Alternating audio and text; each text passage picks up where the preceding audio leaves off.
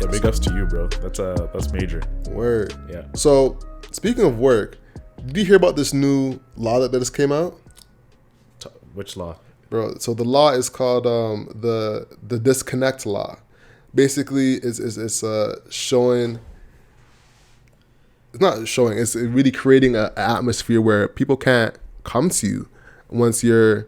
The disconnect law. Yeah. I love it. So it's called well, here's the link right here. The article is from BlogTO. It's now officially illegal in Ontario for your boss to bug you after work hours. Yo, we need this. Oh, you be getting bugged? Oh, bro, like, it's not even getting bugged. Just the idea of, like, someone sending you a Slack notification after work hours, especially since I have a Slack on my phone. And we use Slack for whatever, what we do with Hustle Over Everything. So I have 2 workspaces tied to, like, my phone. So I hear, like, a bing, bing, bing, bing. I'm watching the Raps game. I'm hearing bing. And I'm like, okay, please be Alex, because I don't want anyone from work, like, messaging me about, like, hey, Owen, like, for the meeting, can you, like, send me this real quick? I'm like, oh, man. Word. I be having Slackophobia, bro. Where I'm just like, that Slack notification is the worst, man. My God. It's anxiety quick inducing. Pop-up. Oh my gosh. It's like, what is this? What is it? Get off my phone right now. Yeah, dog. Like I got hit up like last quarter about preparing for a meeting. Like, hey, do you have like preparation notes? I'm like, I'm here making dinner. I'm here like having a vibe. I've already had this where I'm work stressed the whole day, and I'm like being bugged after hours. It's just like we've lost boundaries with virtual working, virtual office stuff. Yeah, we feel like everything is just meshed into one. That we have total like, hey, like we didn't entitlement. It's entitlement, bro. Right? At any time, we can take a call with a client from a certain part of the world, right? Or they're in a different time zone. I have to be in that meeting because they're at that time. But we have to remember, you can say no. And I remember, shout out to my girl Rachel. She was telling me, like, hey, Owen, like, you can like just push back and just say, hey, like, that's after my work hours. Let's actually find a different time to connect. It's actually like, but these are client stuff, right? So I'm like, you gotta like maybe find a different way to do it. But it's stuff like that actually grinds my gears, bro. It's everything is now seeping. Like, how do you define work and personal in a virtual life? That's the question. So what is this law, man? I'm really, I don't even know what it is. So here's the measures of this law. Let's talk about it. So it requires employers with 25 or more employees to have a written policy about employees disconnecting from their job at the end of the workday to help employees spend more time with their families. Also, it bans the use of non-compete agreements. You got to talk about this part. It bans the use of non-compete agreements that prevent people from exploring other work opportunities in order to make it easier for workers to advance in their careers. That's big. We'll talk about that in a quick second. But let's talk about the first one and then get to the second. So once again, it requires employers with 25 or more employees to have a written policy that you can't talk to them after certain hours. Because the thing is, it's true. Like, I'm with my kids babysitting, not babysitting, but, taking care of my kids at 8 o'clock p.m., trying to wash them up, get them ready for bed. And I'm hitting bare messages on Slack. People feel like they have entitlement to you because of the new virtual world. Mm-hmm. So it's crazy. And speaking of which, I have a quick clip I want to play. Shout out to Buick, a listener. And she DM'd us about one of her past podcasts a while ago, speaking about her opinion on the new work cycle. So I want to get your opinion on this, bro. Fresh, out the paint.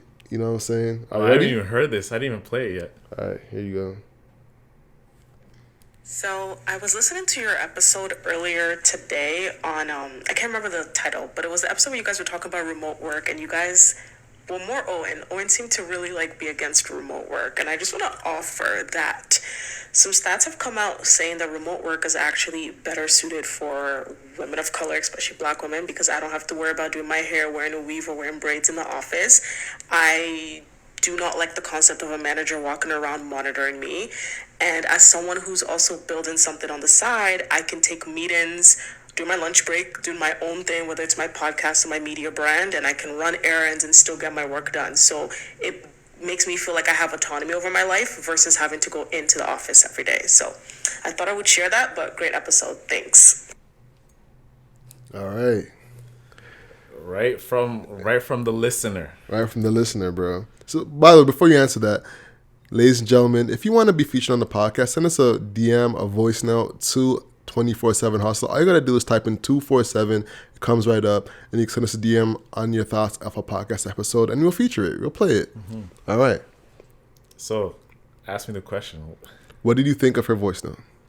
First and foremost, thank you so much for sending a voice note. Like, that is, it's really, it warms my heart to hear people listen to the episode, have a thought, and actually take action to do it. For sure. Y'all be some ninja watchers. Shout out to, actually, I don't know if I'm going to shout them out. You're going to talk about Professional Fit in a second. Yeah. But shout out to the ninja watchers. I appreciate you listening. But yo, we want to hear from you, eh? We don't know what's quality unless y'all talk to us. So let us know your thoughts. Go ahead. We know you're listening, but we can't see who is listening, right? It's just like, hey, we got these many plays, but who are those ears listening to the show?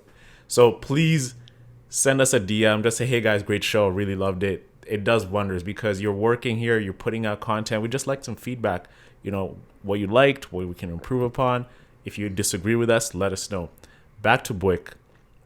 She's completely right. Everything she said, her as a woman of color, her as a black woman. I have 3 sisters. I know the work it takes to put up hair, everything, get ready, go, and etc. and everything of a manager walking around. I benefit from all those things too, right? From what we do. I could call you any second and be like, hey, bro, like, let's hop on this call real quick and connect up about this. So where I disagree with her is the fact that I personally enjoy a team camaraderie. I find myself in meetings where I'm meeting people for the first time ever, or it's with my team, and I'm a person who is like way more interactive in person than I am on a Zoom call. So whenever I'm on a Zoom call, I feel like this is your meeting, you take control of it. And whenever you're talking in a Zoom meeting, I'm waiting for you to finish talking, then I talk, and then I finish talking, and then I talk. It's just like we all can't talk at the same time, but there's like a pressure to feel as if you got to interact, right? So you're not just sitting there in your square, just like looking dormant. You know what I mean?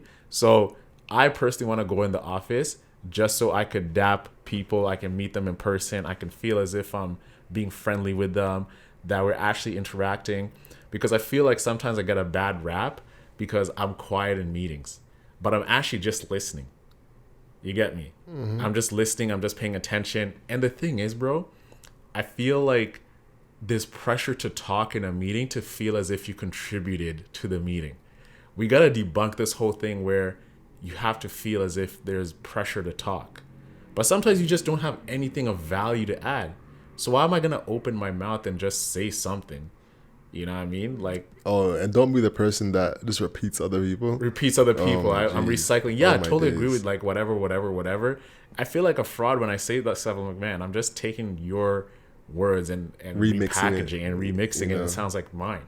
Yeah. So that's why I disagree. I think especially when you live alone, man, and you're doing the same thing over and over, I want to meet you in person. I want to go work with you in person. That's my thing. I love camaraderie, bro. I'm a way better person in person. To be honest, I think the real like goal is a mix. You know, like, it's a hybrid. I think that's like the goal we should work towards as a society, where twice a week, maybe once a week, we actually go into the office and still have those team building exercises, or be able to walk to that person and send a message to that person directly. It's so much more efficient when you can walk up and be like, hey, how you doing? What are you working on? Mm-hmm. You're working on this? Okay, great. I need to get this X done. Can we negotiate a time to get it done? Mm-hmm. We're sending the times over on Slack, like, and then some delays happen. They get other things on their books, so they have to like, prioritize. It's a whole.